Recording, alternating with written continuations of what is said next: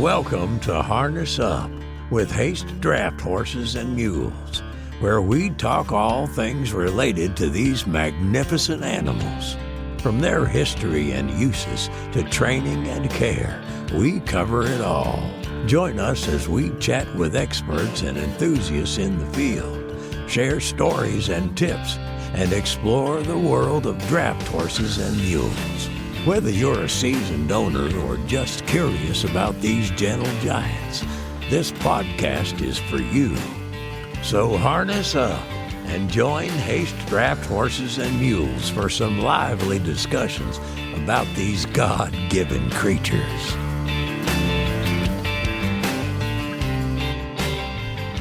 Good afternoon, folks. Stephen Haste here with Harness Up Podcast with Haste Draft Horses and Mules. Beautiful day here in Liberty, Kentucky today. Been doing a lot of podcasts lately. Actually, I started recording quite a few here in the shop. I really wanted to get out and travel and go do them all, but I quickly found out that's not possible with what we do, so started doing some here locally. And it's going really, really good. And I had some people from Pennsylvania in the last podcast. Go check that one out. Y'all will really like that one. And today, had another guy come here. He actually hitched a ride. I don't know if he hitchhiked or not. Did you hold your thumb out, you? Yeah, I did. I got picked up, and it was a good ride. That's good. No, he didn't hitchhike, really, but he did get picked up, though. This guy here, I've knew him, I guess, for going on 2 years now. Super good fella, and I've been wanting to record this podcast with him, and it's kind of crazy, though, because last week I went to Virginia, and I went right through the town he lives in, Bedford, because I was going to Cullen, Virginia to sell horses. And I stayed the night at a gas station at Walmart right there in Bedford, right where I sold him his horses. He picked them up from me at Walmart. But I want to introduce everybody to Mr. Hugh Saunders from Bedford, Virginia. Hugh, how are you doing today? I'm doing good, Stephen.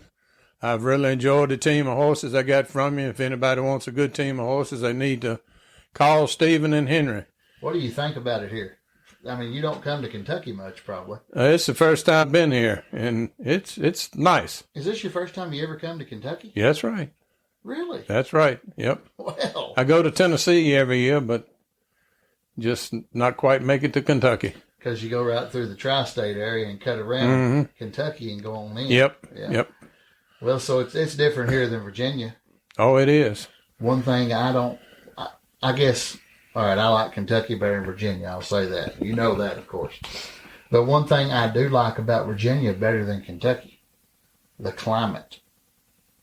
Like over there in the mountains, if you're in a valley, you always got a breeze. Oh, yeah, the wind. Yeah, it does. And it seems 10 degrees colder than here. Yeah, but we still have the humidity there, too. So, Yeah, some. Yeah. Up on them mountaintops, ain't though. Oh, yeah. I've been up on them. I had some friends out of Lexington, Virginia, and Buena Vista. You know where that's at? Oh, yeah. I know well. The Cochran family over there, super good people. I miss them. They was some of the best people I ever met in my life. I don't get to see them much anymore. But they had a cabin up on Irish Gap off the Parkway, up on the mountains. And they had a big family reunion in August, like a get-together. And I went up there and I play bluegrass music. I play mandolin and sing. And some boys always call me and say, get over here and pick with us. So I'd go up on that mountaintop up there. And you talk about, it'd be 80 down low, go up there, 68, 70, cool, just beautiful country. Oh, it is. It's all mountains are beautiful. That's right. Other morning I called you when I was coming out of Cullen, coming back through Bedford. Driving out the road, looking at all them mountains. Blessed to live where you live. That's right. Yeah, Bedford is a beautiful place. It is. You might make Bedford a little more prettier with them Belgian horses. Well, I get around town right much with them. You do, don't you? I do. When did you start driving horses? Well, my grandfather had ponies. Okay. And I grew up with ponies. And then a real dear friend of mine, Jack Reed, got me into draft horses. Okay. And he bought Bob, and then we found out about Bob's brother, and I bought Ben. Okay. And then I wound up buying Bob from Jack. When did you buy them? What year was that? Let's see. Bob was born in 2000. Okay. and Ben was born in 99. All right. And Ben lacked a month of being 2 years old when I got him. So that was your first draft team, Bob Yeah, and Ben. yeah. They was what breed? They were Shires. Shires. And Ben never had a halter on him, never had been in a trailer. Oh. And he was coming 2 years old. So I walked down the field and put a halter on him, got him up to the trailer, and it took a little while to get him in the trailer. But we got him in it, brought him home, put him in the barn, got him out the next day. I had 3 halters on him, a chain and 2 ropes. And he tried to pull the barn down. But 30 days later, we plowed the potatoes out with him. So he come along. Oh, yeah. Oh, He yeah. come along quick. You still got one of those horses, though. Ben. You still got Ben. I lost Bob this year. So you had both of them. Yeah, I remember that. Yeah. You told me that. Bob would have been 25 in June. Ben will be 26 in August. You don't use him none now that No. he just go out and pet him. He's retired. Does he like your other horses? They've not even seen each other Really? at 2 different places. Or you keep them 2 different lots? Yeah. You live right in town in Bedford. I do. Keep your horses in town. I do. You're blessed to be able to do that. I know. We was talking out here before we came in here about your barn, how you got probably got grandfathered in maybe a little bit Yep. to be able to have the property there. Hugh has got a story, guys, and it's going to be kind of the main point of this podcast. I wanted him to tell the story about this because I never heard nothing like it in my life. And when we first started talking about him buying a team from me, he told me this story, and I couldn't believe it. I said, I want to see this. He said, well, I'll send you some pictures. Well, he just had them on the regular pictures. So he had a friend of yours or somebody. Yeah, there's a photo shop in town. Okay. They scanned them and emailed them to me, and it's mind-blowing. I've got the photos. We're doing this podcast just audio. It's a whole lot easier here in the office. I don't have a way to really set up and hold the camera, and it's kind of hard. So, but I'm going to do a blog on the website. So you go to the website, www.drafthorsesandsmulesforsale.com, and you check that out, and all the pictures are going to be on this blog, and I'm going to do a little write-up of you in this podcast. So be sure to go there and check out those pictures if you're out there listening to this. But this is the story of his horses and something that happened to him that I know it's probably happened to somebody else before in the world, but I don't know where or who. It's kind of a weird thing that happened. And I'm going to let Hugh tell you about it, what he was doing and what happened. Just let him talk a little bit about it. Okay, I had my team of Shires down next to my parents' restaurant in Bedford, in the city of Bedford at the time. And we've always had a garden there beside of the restaurant and raised tomatoes and lettuce and peppers and squash and everything for the restaurant. And instead of using my tractor that day, I had my team of Shires in a 65 Chattanooga plow. And I was coming across the garden, and I lacked about 2 furrows of finishing the garden. And I noticed Bob's rear end was down on the ground. And I had no idea what was going on. So I let go of the plow and took the lines over my head, walked around beside of him, and the earth just opened up. And he dropped straight down, about 12 feet in the ground. And then Ben, he came around being harnessed together. He was down in the hole with him. So I get on my cell phone and call 911. First time I'd ever called 911.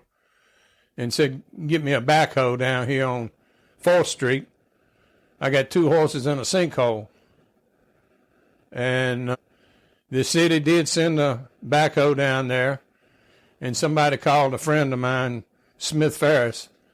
And he sent a backhoe down there as well. Somebody, I don't know who, called some vets, and we had 3 vets there. They dropped syringes down. I got down in the hole with the horses. And they dropped syringes down to me, and I gave the horses shots. But I said, the horses probably did better than I did. I probably should have taken the shots myself. So you went down with them when they went down in the hole? No, You didn't? no, I didn't, but I did get down there with them. Well, yeah, you had to help get them out. And everybody was telling me, you know, you need to get out. And I said, no, if they down here, I'm going to be down here. That's a true teamster. Yeah, no. A lot of people don't understand in the draft horse world, and well, any horse world, but a teamster is not just the horses. It's the guy driving them too.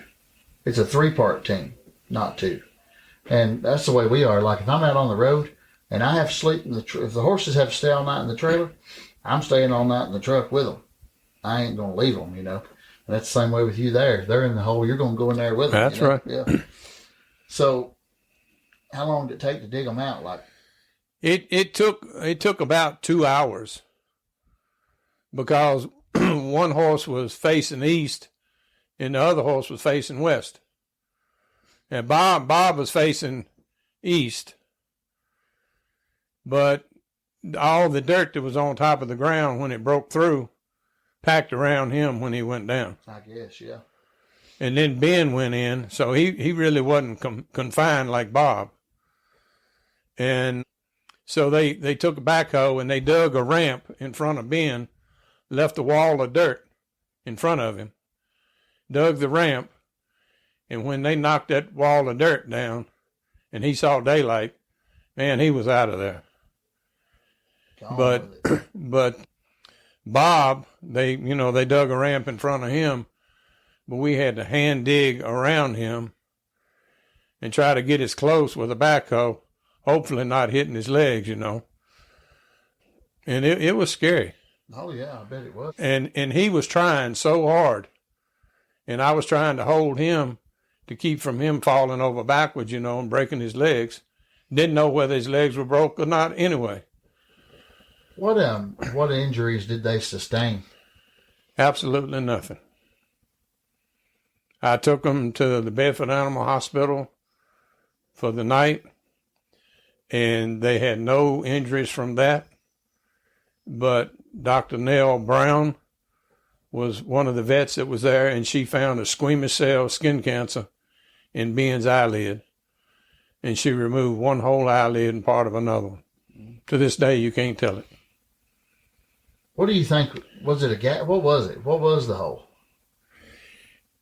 And they dug it up.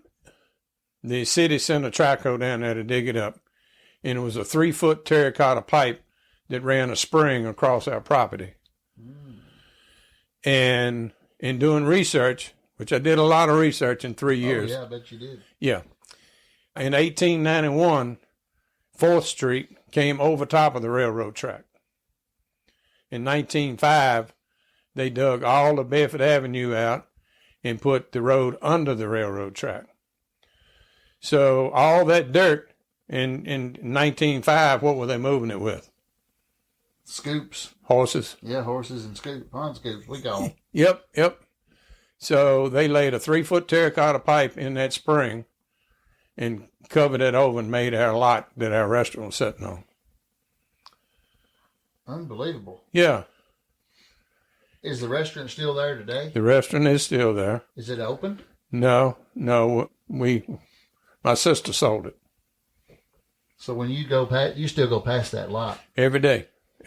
With your new horses? Oh, yeah. And when I lost some of the harness in the hole where the horses were, so a friend of mine came down there with a metal detector, and he was coming down the ramp, and he said, "There's something right here."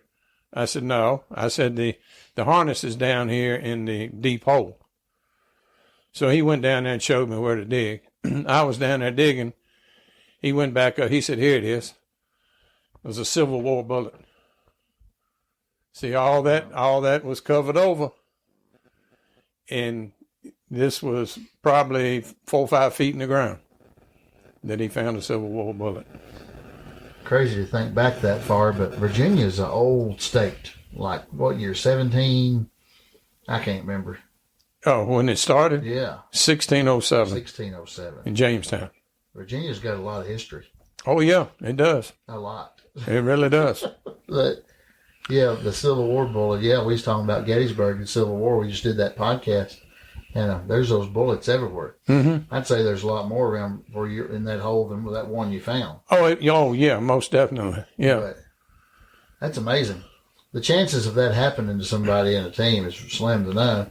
I've never heard of it, but yeah, and you know, I hated my horses were in the hole, but if I hadn't had them there that day, I'd have been on my tractor, and that wouldn't have been good either. Well, that would have been. Golly. I bet every time you drive past now, you still look at that hole like you still. Oh yeah. You have to think about it every time you go past it. It's always on my mind. Always. Something freaky like that happened. Man, I couldn't believe it when you first told me about it. I was like, uh-oh, what is this? So you got your new team now. Are you plowing any since? Mac and Joe. Mac and Joe. Really can't follow plow anymore because I'm having some lung problems. Why don't you get you a riding plow? That's what I need. White horse. You seen them? White horse riding plow. They're made up in Pennsylvania. You'd love one. Or get you a used Pioneer plow. Sit on it and ride and plow away. That's right. That's what I need. And I probably will one day. Yeah. You got a good team to do it with. Oh, yeah. So you like taking your team in town and riding around? And I ride all over town. I do the festivals at Gross's Orchard. yeah. We do carriage rides at Christmas time in town. I did the Christmas parade with them. They never missed a beat. I didn't even have to tell them, whoa, and come up. Just whoever was in front of me, when they'd go, my horses would go, and they'd stop, my horses stop. Like they've done it their whole life? That's right. You've got a good team. That was one of my favorite teams I ever sold. I had them. I liked them from day one. They on YouTube as the best draft team or something. Yeah. I'll actually put the link in the podcast to our YouTube channel to the team he bought. That way you can see it. And I'm going to get some. I actually got pictures of you in town that you've sent me. Okay. So I'm going to put some of them on there too. Yeah, right. Team, so people can see. And every time I take them out and get in town, Facebook blows up. I'd say so. I'd say so. I want to come over there and when I'm not busy, like when I'm not selling horses, you know. I'm doing a new series on YouTube. I started a customer spotlight, and I did my first one with the people from Gettysburg, just kind of showing how they are and stuff. But I got to finish it up with them. I got to go to Gettysburg, but I want to take a few times out of the year and travel and go see my customers I've sold. That's what I'd like to do.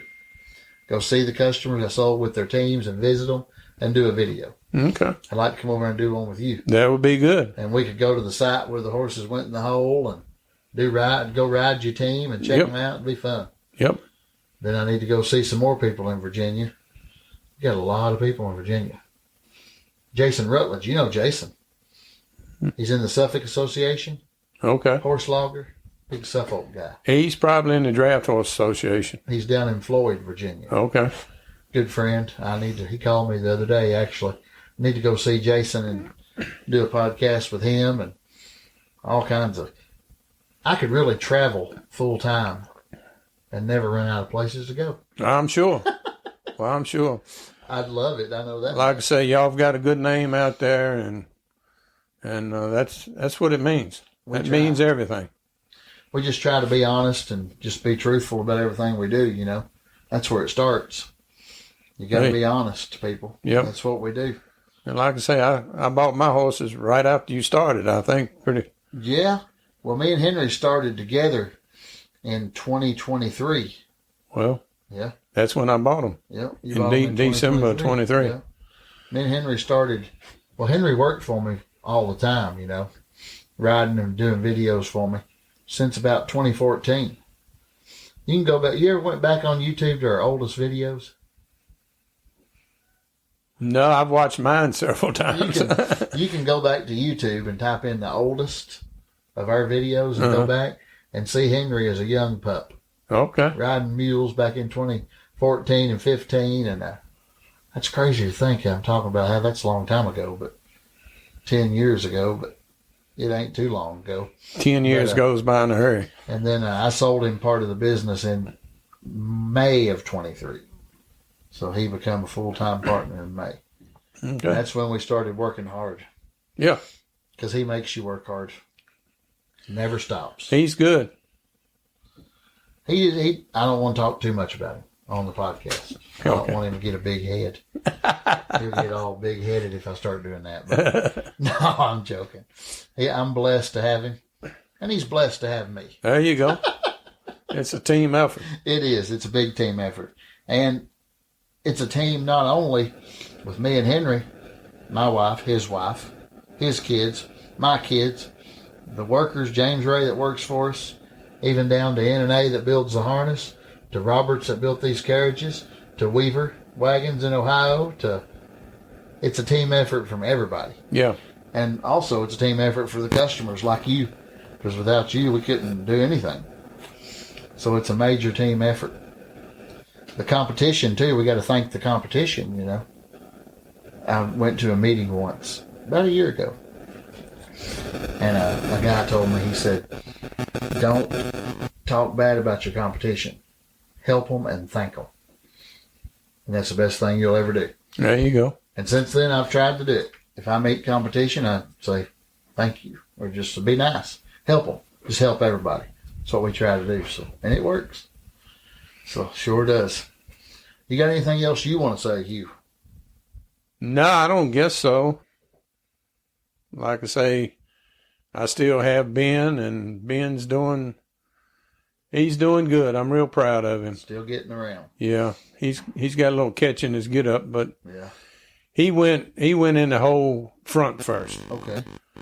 And he's got arthritis in his shoulders, and that probably came from that fall. Yeah, probably did. I wouldn't doubt it. Probably, yep. The jar. Oh, yeah. Yeah. So that was straight down. Yep. It just opened up. I couldn't imagine being you that day. And it was, people standing there watching me plow. And, my hat's off to them. Oh, yeah. They took the initiative to start calling people. I didn't know what to do. I did call, for that one backhoe. True. But, man. Yeah. And I've had a rough year. I lost 3 horses this year. Yeah. And mostly old age. Yeah. But still rough though. Smith Ferris runs an excavating company. He's the best in the world. I call him and he sends the guys and they take care of me. Bury them. They I can't say enough for them. Yeah. Good people. Yep.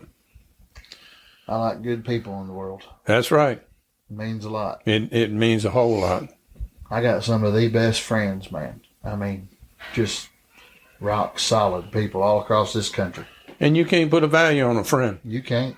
No. You can't. You can't. Like Henry, if I needed anything, all I'd have to do is go ask. Well, Ben, in this same year, Ben got down, and I made 3 phone calls, and 3 people showed up. I went home and got the tractor, and between the 4 of us and the tractor, we got him up. And yeah. What can you ask for? Yeah. When they fall, you got to get them up. That's right. You've also made a good friend with another customer of ours, even. Yeah. The guy that you rode here with. Marlon Staples. Yep. Yep. Marlon brought my 4-cart to me from you. Yeah, he did. And we just clicked, and we've been buddies ever since. That's another good guy. Yeah. Yeah, Marlon's a... Heart of gold. Yep. Marlon's a great guy. And his wife's a good woman. Oh, yeah, Kathy. Yep, sweetheart. I've had a few problems here lately, and I was talking to Marlon one day and telling him about them. And when we got done talking, he said, Kathy wants to say a prayer for you. Yep. He said the nicest prayer.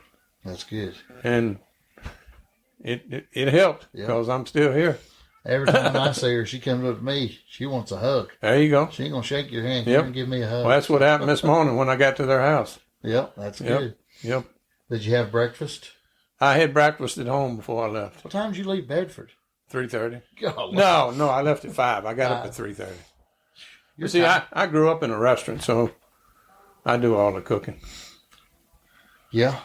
You like to cook. Oh, I was raised in the kitchen. My grandma and grandpa owned a restaurant when I was born called Seven Gabriels in Burnside, Kentucky. Okay. And then they sold it, and then we started owning other restaurants, and they had a little deal there at the supermarket. And I always remember my grandma cooking at a restaurant. My grandpa, too.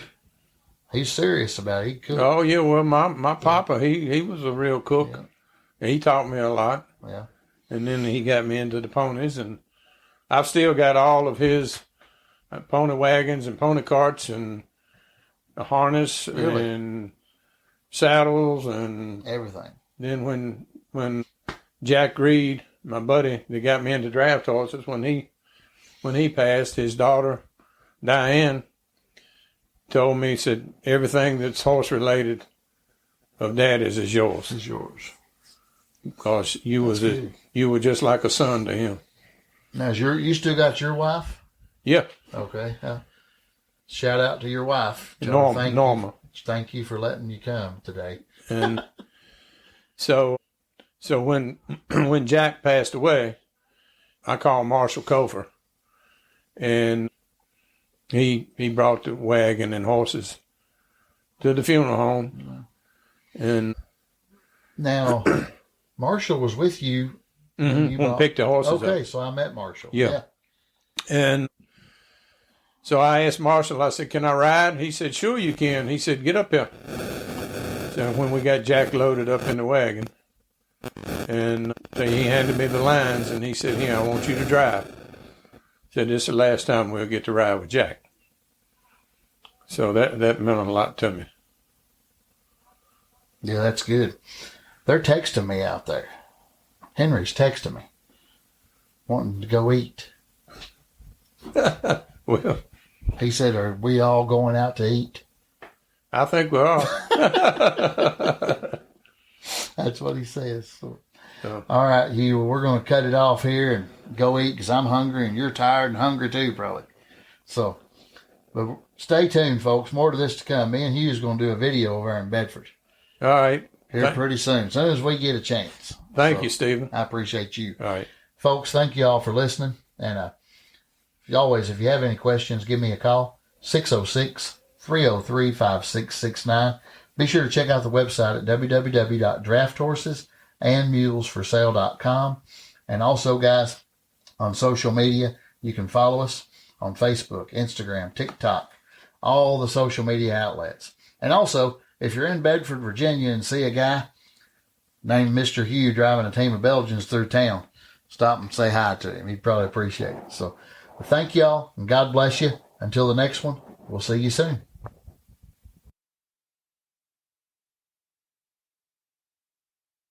As another captivating episode of Harness Up with Haste Draft Horses and Mules draws to a close, we extend our sincere gratitude to our listeners for joining us on this enlightening journey. We hope today's discussions have deepened your appreciation and understanding of these magnificent creatures. Remember, the adventure continues beyond this podcast. Stay connected with us on social media and share your stories. For more information and to explore further, visit drafthorsesanmulesforsale.com. Thank you for being part of our community.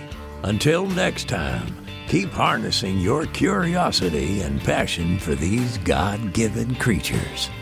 Farewell for now.